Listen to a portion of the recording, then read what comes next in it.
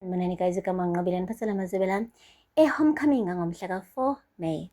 Hayi bo guys uzethu, kanti wayetheni mekuthi uyathi uyahamba yena uyongena-ke esithenjini, kanti wayecabanga ukuthi kuyobanjani. Ugeli namhlanje kubuyile emsebenzini egqoke ingubo nje entantayo. Wangena emzini wakokubheka engambethe ngisho itshali emahlombe.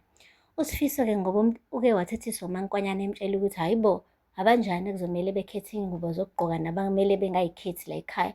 UZethu uthi aligqoke itshalo emsebenzini, okusho ukuthi mina kulungile ngiligqoke yena angaligqoki, kodwa sobabili singamakhosikazi la ekhaya. USifiso-ke wabona ukuthi hayi cha, impela uqinisile-ke umaNkwanyana mebona sengathi kusentengentenge njengoba esegana uZethu.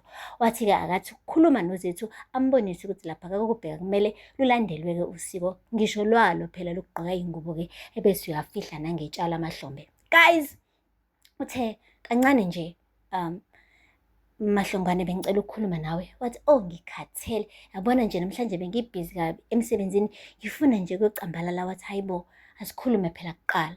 Wathi kumayelana nani? Wathi ingendlela yokugqoka ngayo.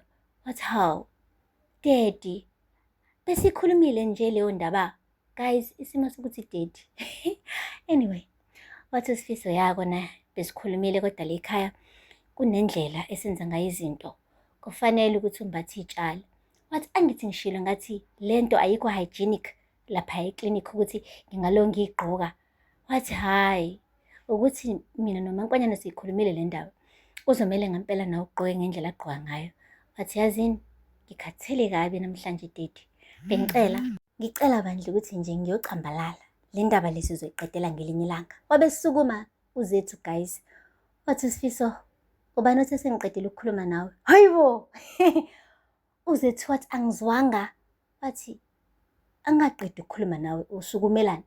Wathi hayi bo weSifiso, angithi wena wangibona nginje, wangishela nginje, wangishada nginje, manje yini lesi ishintshile?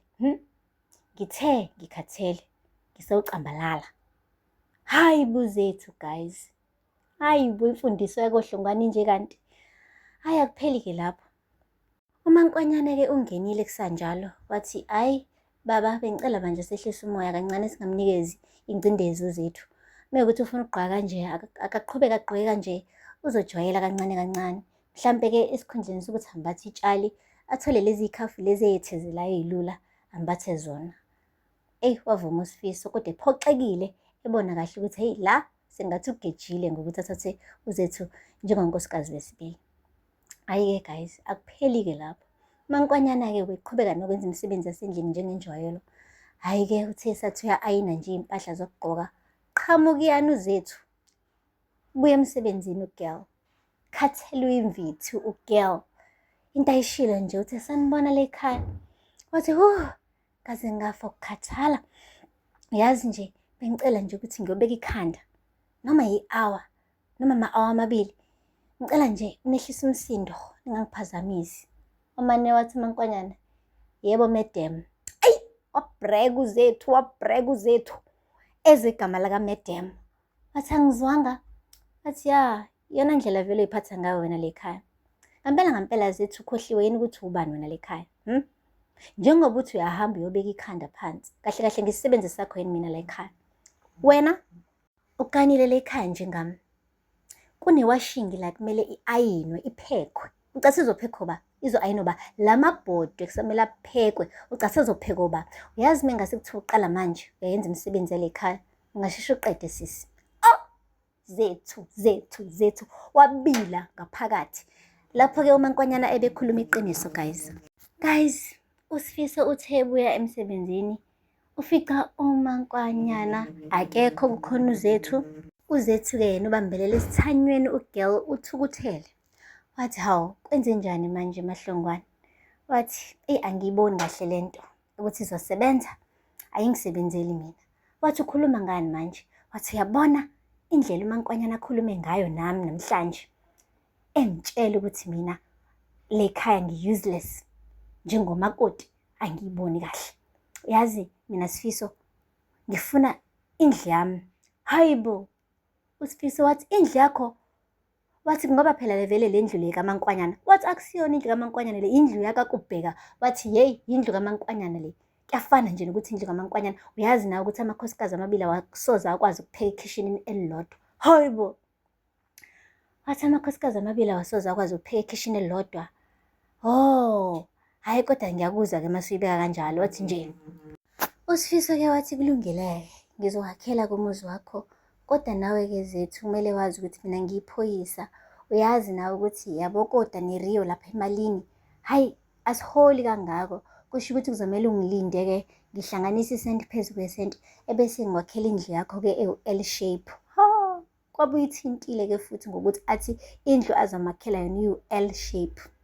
Ngoba uZethu yena ufuna isubsidi baba, ufuna istezi mhlawumpe yabo, indlu eyindlu ebonakalayo ukuthi la kuhlala uDr Zethu.